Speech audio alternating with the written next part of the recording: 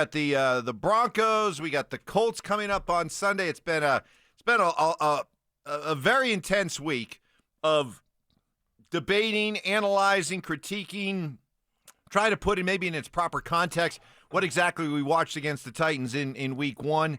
So, Stoke, now that it's just about here, how do you feel about the week, looking back at the Titans game and what we should take and learn from it and feel about moving forward? Well, I'm nervous that that we're not going to clean up what we needed to clean up, right? It's not going to get easier. You're on the road. It's going to get more difficult.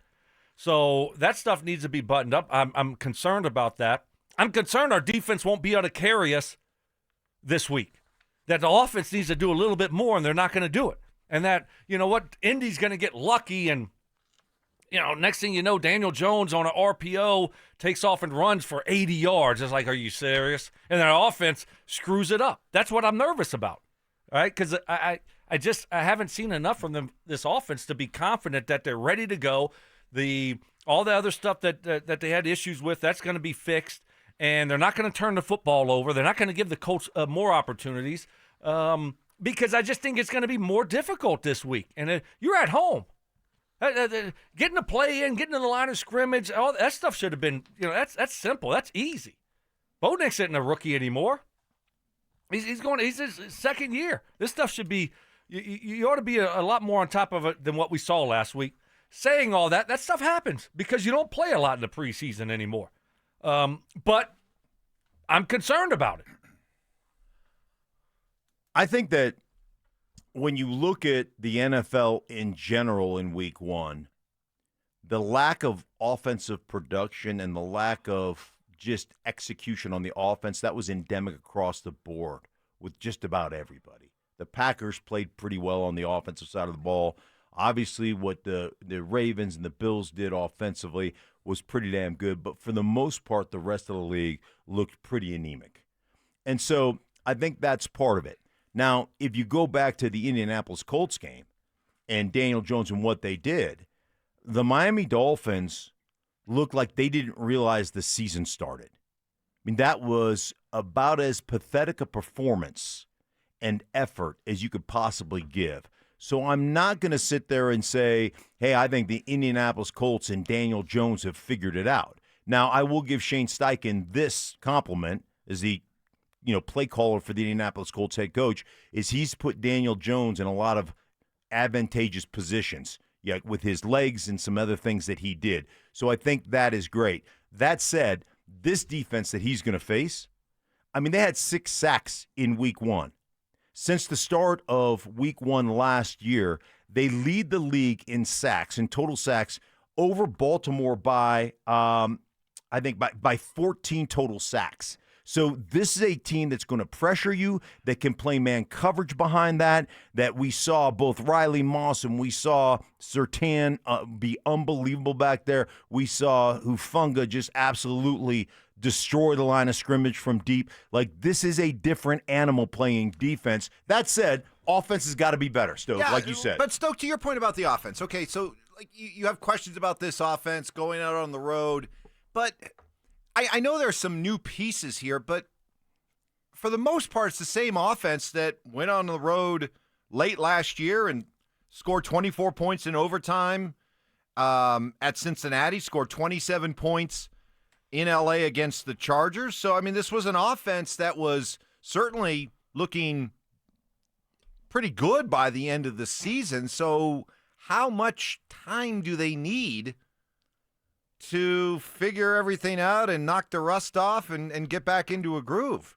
Well, that's why I'm more concerned, because they have been together. They did it last year. So you shouldn't have these little issues happen to you. That maybe last year when you had the rookie quarterback and, Troy Franklin and some new players. But this year, I mean, everybody's pretty much the same except for our 2 running backs. Sean and Bo have been together now for over a year, and so they've done this stuff. So that makes it more concerning for me, is that we've already been through this stuff, and these little issues that shouldn't happen are happening. And hopefully it gets fixed, though, right? And you knock the rust off really quick, because now you know it was an issue. Now you know, okay, hey, mate, we got to pay more attention to this stuff. And Sean knows I got to be a little bit quicker with my play calls. The order of operations got to be a little bit faster. I was a little bit slow first game. Okay, so I put a little bit too much on Bo. I made it more difficult than it should have been on Bo. So I'm going to make sure I get my plays called quicker for Bo. And then, defensively, we got to remember too, because last week watching the game, we remember the play Jonathan Cooper almost got the safety on, right? Well, that was 90% of that was because of the crowd noise.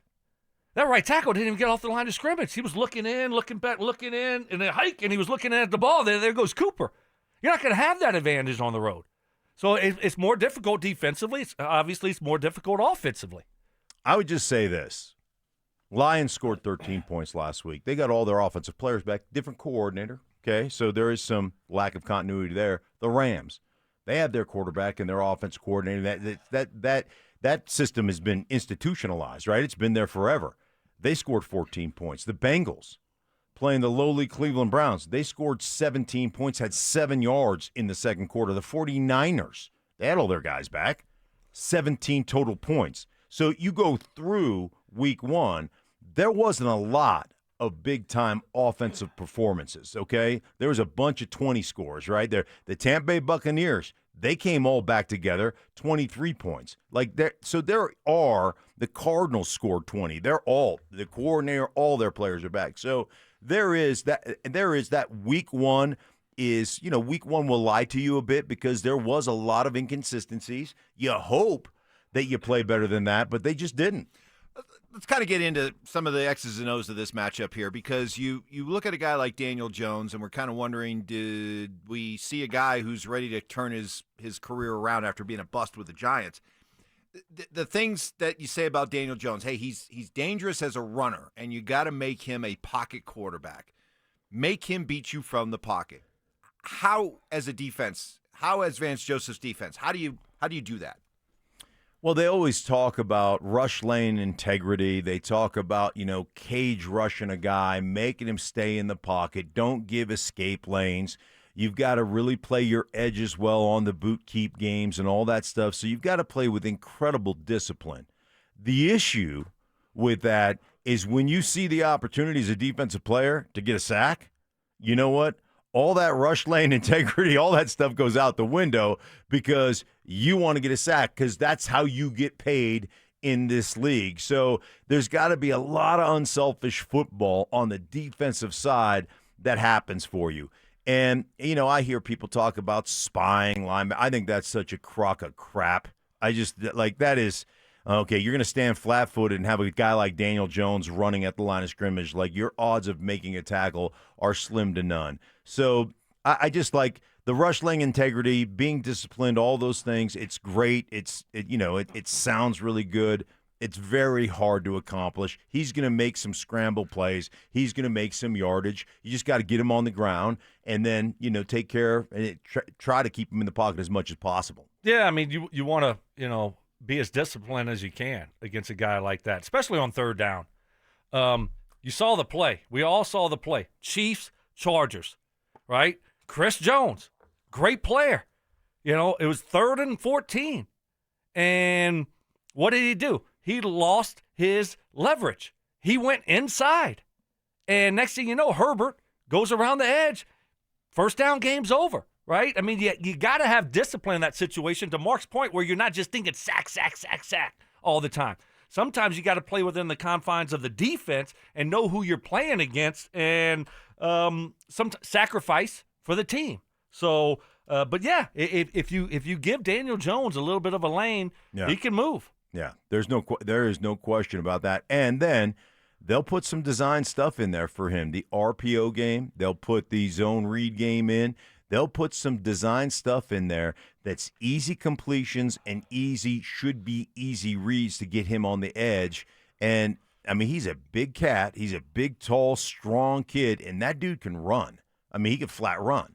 So And they got weapons. When you look at Jonathan Taylor and then now having Tyler Warren, the tight end that they drafted in the first round. That dude was amazing. Yeah, amazing in week one. He had 7 catches. Yeah. They targeted him 9 times. So you have guys that they're going to design plays for. You're going to see a lot of different things to try to confuse the Broncos defense with Taylor, RPO stuff. You might see Warren wildcatting and moving all around. And so they have weapons to be able to use a mobile quarterback like Daniel Jones and try to confuse the defense. And we still haven't figured out how to stop tight ends, have we? What's been the bugaboo with the Broncos defense over the last decade when it comes to stopping tight ends? Why? Yeah, I mean, one, there's some pretty damn good tight ends in the league, and then two, we just haven't had those guys that, to me, at the middle linebacker spot, that we either got cover guys or we got run stuff guys. Like, we don't have that middle linebacker or those linebackers that can do it all. Is Greenlaw supposed to be that guy?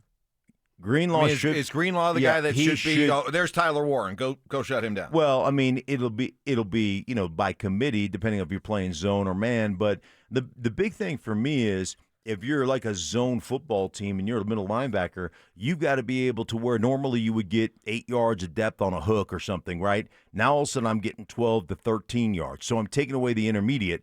But if they dump it underneath, I roll up and stop you for a 2-yard or 3-yard gain. Like, those are the guys you need. And Greenlaw has been that guy and has been able to do that. Now, I mean, did he practice will he yesterday? Play? I don't know. Will he play? No, he's not playing. I would think not. Nope. I mean, he didn't practice. What's today? He didn't practice Wednesday. I don't know if he practiced yesterday or not. I'm just assuming he didn't. If you can't go Wednesday and you haven't played pretty much in over a year, only a couple games, then did not practice. Okay, so he's definitely not playing, which is fine. I don't want him to play right now. I mean, you got to get that guy healthy. So I think, to Mark's point, when you're looking at stopping a guy like Warren, I mean, are you playing man, you playing zone, but also our safeties, Hufanga, he'll help out with that responsibility also. And you know what? The other thing, too, is that we're spending all this time from the Denver angle looking at Indy and talking about Daniel Jones and the threat he provides as a runner. This week, that's one of – there's been a lot of reasons to second-guess and critique Sean Payton's game plan or Bo Nix's performance. One thing that I thought was really missing was, why didn't Bo run more last week? Because he handed it off. There was a bunch of – But I'm talking about on passes, too, where he just dropped back and the – the line wasn't that great, and there was some immediate pressure, and it seemed to me, maybe I'm just missing it, but it seemed to me like there were some opportunities for a quarterback who is a good runner and looks for chances to run. Well, they were there. You just answered your own question. You're not looking for chances to run. You're trying to throw the ball down the football field. He had a bunch of underneath throws that he frankly missed. He had a bunch of errant off-target throws that were wide open. But if you're struggling, it's like the shooter in basketball who can't make a jumper. Yeah. All right, take the ball to the rim and try to get a layup or go to the free throw line. Or the opposite of that is keep shooting.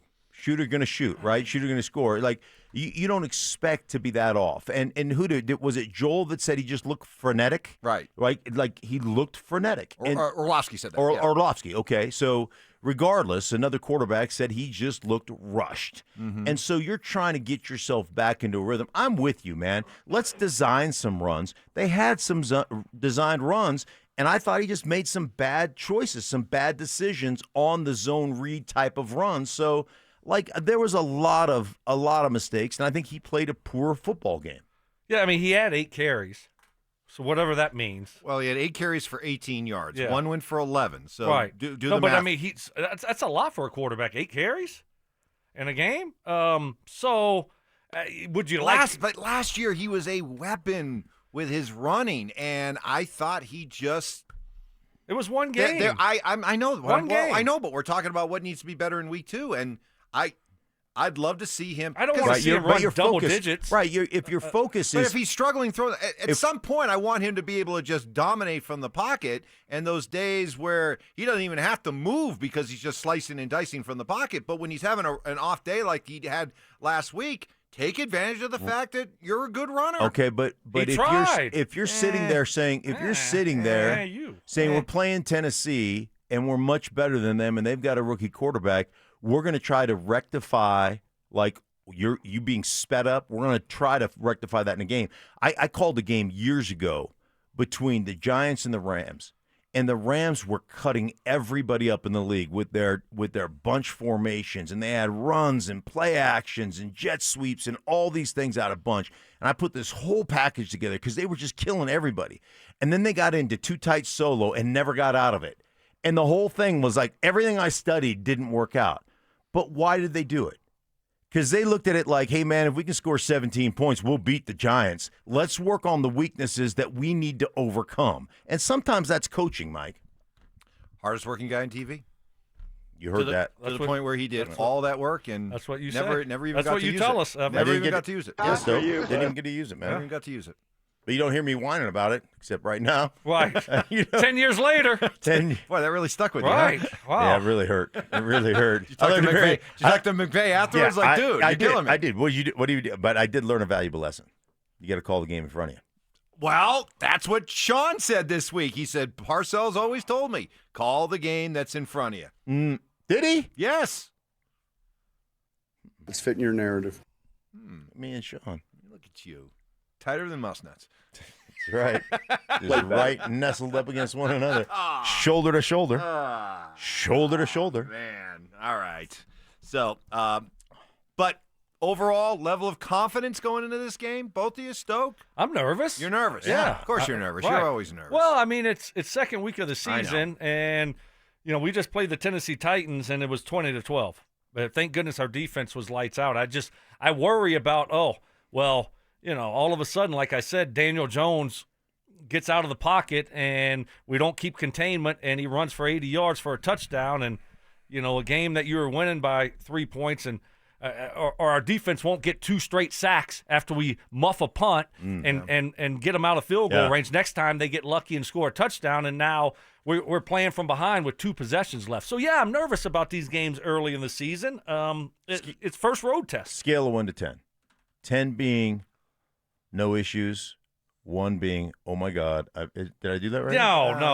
One Come on, being- man. completely opposite. Goodness gracious. 1 Are is we- no are we problems serious? at all. This 10 is like, where's the panic button? yes. Okay, so I went like DEFCON 5 is Cool. We're cool. cool. Yeah. DEFCON 1 is We got problems. We got issues. Right. Okay, so I did that But you're the backwards. same person He's that an likes idiot it. and a Like the fool. other day you said that. You were talking about a score, and you were like, I don't always call it. was like, at one point the score of the Buffalo Ravens game was 25-40. I'm like, what? Oh, no. Yeah, he's one of Yeah, those. I do. No. I He's say one of things. those. It's my dyslexia. I'm backwards No, all the time. that- No, no, that's that's not Okay, an scale excuse. of 1 to 10. 1 being, oh my gosh, it's over. 10 being no issues at all. Where are you? Oh, so we're doing this backwards. No, see, you messed him up too. No, 1 is nothing to Oh, see here. nothing 10 to see- is Oh, major okay, yeah. panic, major panic. It's the season's over. Okay. We can't So win this game. 1 is major panic. No! Oh, 10 is 10 is major okay, panic. 10. Oh, my gosh. Okay, 1 to 10. Go ahead. Well, I've for been, this game or for this game. This For game. This okay. game. I'm gonna go at a 6. I'm an 8. Oh, I'm an 8. I'm wait a nervous minute! about this You game. told me all I hear from you, Stokley, is defense travels, and don't put too much stock in what happened week 1. That's just week 1. Did I They're just- going to be did a I- lot better. I And now just- you're Mike, now, Stoke is- but you went to 8. I just explained it But to you're you at 8. because I'm nervous that all of a sudden we lose containment, assignment, one play. Daniel Integrity. Jones, Gap integrity. one of those. Yeah. And next thing you know, it's an 80-yard touchdown, and a game that we were winning and had, in control is we're losing by 3, and now we got to go So an 8. score a touchdown. Where Yes. are you? 4.5. 4.5. No What no percentage? concern. What percentage are you? On the real scale or your scale? So is that closer to 10 as a worry point, or closer to 1 as a worry point? 1, you told me 1 is no No problem. worries at all. So you're 4.5. at 4.5. I'm 4.5. All right. No worries. We'll find out where James Palmer, where his level of